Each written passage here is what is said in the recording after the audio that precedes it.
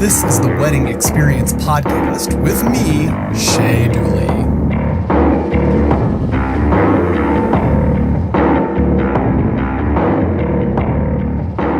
Hey guys, what's up? This is Shay Dooley, and today I'm going to be talking to you about ceremony times. It's the number one question, believe it or not, that we get when people come and tour our venue is, what time should I have my ceremony? Well, believe it or not, it's actually a lot more complicated than just throwing at a time. There's some factors that I can tell you would make a huge impact if you just take some consideration into what that would look like. Here's the general rule of thumb, and if you're going to take one thing away from this podcast, I hope this is it. I'm going to generalize this statement, so don't hate me for being general, but on average, I will tell you from observation that guests are going to stay at your event anywhere between 6 and 7 hours for your ceremony. What that means is if you have a ceremony at 1 o'clock in the afternoon, guys, by like 7, 8 o'clock, your guests are going to start getting ready to leave. And depending on what time of the year that is, that might not even be at night. That might just be like the sunset happening. And of course, one of the greatest parts of an actual awesome killer wedding is going to be the ceremony and then the reception where everybody's going to be dancing. So I would highly encourage you to take that into consideration, because some of the things that I'm going to talk to you about next are how to plan what time your ceremony is going to be, not just to optimize things like the weather, the time of day, transportation, but also how is that going to flow with the rest of your guests throughout the rest of the evening when it hits reception. Guys, consider this, all right? Your guests are traveling. A lot of times they might be traveling overnight. They'll be coming all over the state.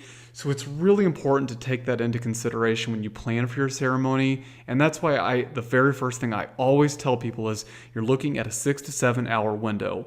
And trust me, listen, I get it. If you've booked a venue and you're putting, forth a lot of money at some of these places, of course, you want to maximize that time. You want to take every single moment you can and really stretch that out and spend that time with your guest. But in reality, people just have a threshold of energy that they can put forth, and it is a lot of work. You got to be thinking that they're getting ready prior, they're traveling to the wedding, they're sitting through the ceremony.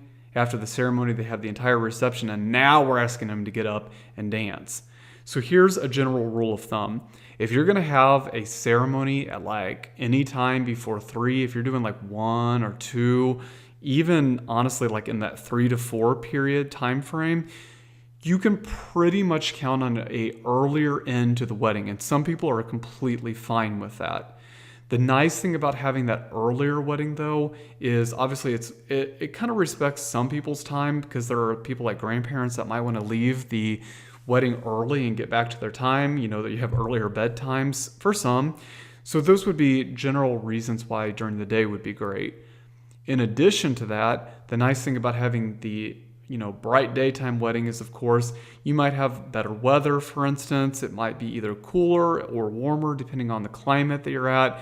Things about, if you're going to have an outdoor ceremony, where the sun is landing and how it sits, and does it provide shade for your audience? All of those things are going to be incredibly important to consider.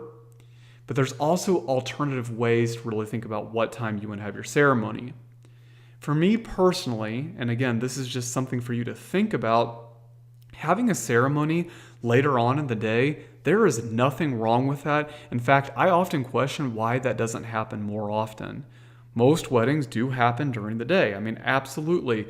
Sometimes it's even in the morning, okay? And there are plenty of families that could be, fist pumping with you for 13 hours, right? From, 9 o'clock to 10 o'clock at night, 9 a.m. to 10 p.m. But let's think about, in reality, what could be cool, and some of the things that I encourage people to think about is, what about having a wedding when the sunset is actually happening, right? I love that, because what happens is you have this like cool atmosphere where if you're doing things like outdoors or even indoor weddings sometimes, you can definitely use lights, and like who doesn't love having tons of lights.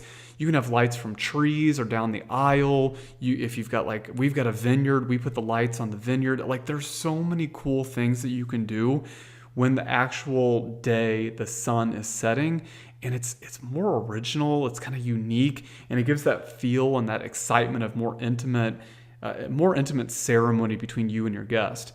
And what I love about that is then directly afterwards, now you've got 5 or 6 hours. It's going to take you to 10, 11 o'clock, even up to midnight if your venue allows that. You can really maximize and have that time. So it's in the evening. People are more likely to dance. If you're serving alcohol, people are more likely to drink at night. Of course, always be safe and always have things like shuttles. That's always a great idea. But that's the main thing that I want you to think about is, what time you're going to have your ceremony. It's almost always completely up to you, but I'm giving you options. If you're going to have it during the day, you're going to have more control of things like the weather or where the sun is going to set, as well as during the day. Pay attention to where the sun is during that time. So if you can go out to the venue and do a tour, or if you can even ask the owners of a venue, it's always a great idea to say, hey, if I'm going to have my ceremony at this time, what's the sun going to look like if it's an outdoor venue, and where are those shadows going to sit? Because if it's around trees, absolutely, if it's a hot day, put your chairs underneath the shade. It is awesome. All right, so it's a great way to have all of those benefits in one. The sunset, so not completely at the end of the evening or completely dark.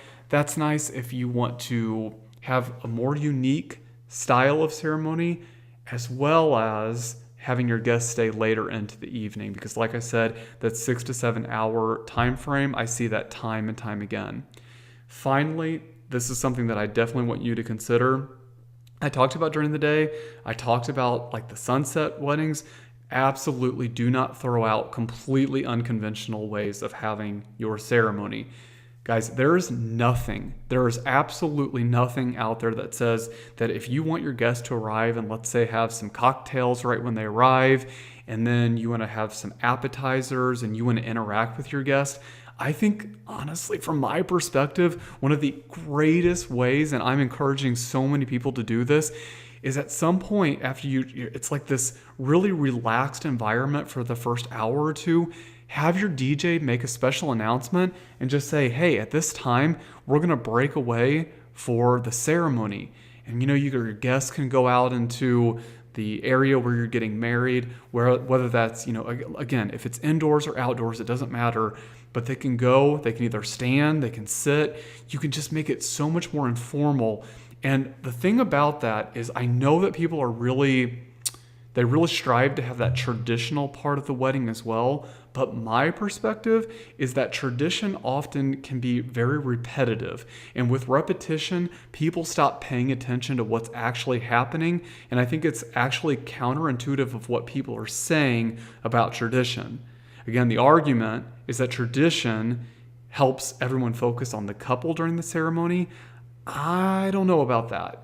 I definitely think there's a place, and if that's what you want to do, I'm all for it. But I will say that I think that whenever you have something that's different, like breaking away, and then people could do things like they could light a candle or they could toast during your ceremony, you can make that whatever you want it to be.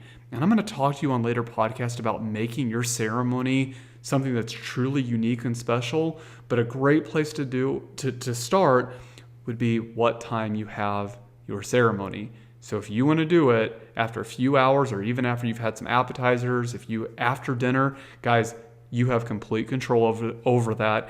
There's, I'm sure, a couple reasons why you wouldn't want to do it that way, but I can tell you I've already seen it in action and it seems to flow really well. So hopefully this helps. Again, it's the time of the ceremony.